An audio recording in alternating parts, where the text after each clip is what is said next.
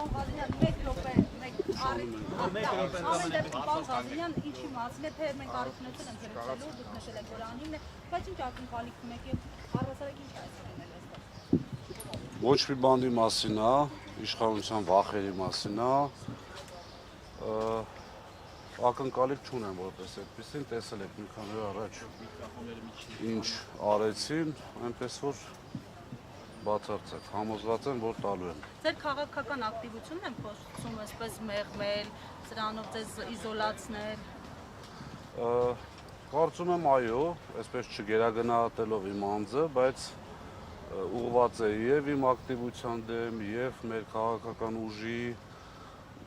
տարբեր անոնսները տվել են արդեն, այնպես որ զարմանալի չի, գաղտնիք չի։ Լավ, ձեզ ընտրած քաղաքացիներին այս պահին ինչ ուղերձում եք։ Պինդ մնան, իրենց ընտրությանը հավատարիմ մնան, երկրին հավատարիմ մնան եւ ես համոզված եմ, որ հաղթանակ անպայման լինելու է, ինչ վերաբերում է մեր այն քաղաքացիներին, ովքեր ձայն են տվել փոքրիկ խմբակին, համոզված եմ, որ մոլորության մեջ են, իրենք էլ են մերը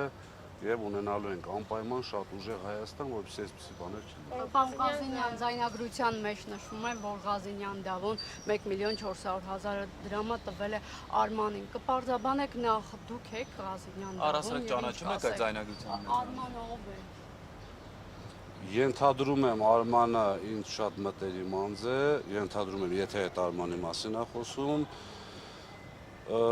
որևէ գումար որևէ մեկին չեմ տվել, ինչ վերաբերվում է ձայնագրությանը, դուք էլ եք տեսնում, այնտեղ գլխավոր դերում Մաքրուին է,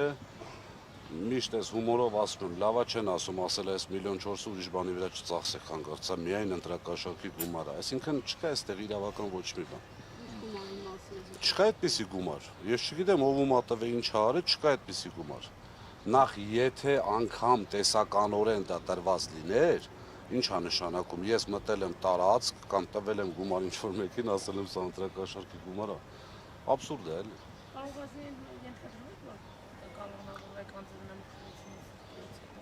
Ենթադրում եմ, որևէ մեկից որևէ իրավական բան չեմ սպասում, որևէ մարմնից, նամանավանդ այս ճակերտների մեջ անկախ մարմնից, այնպես որ պրոցես է, բոլորս էլ պատրաստ ենք, ամեն ինչ շատ լավ է։ Շնորհակալություն։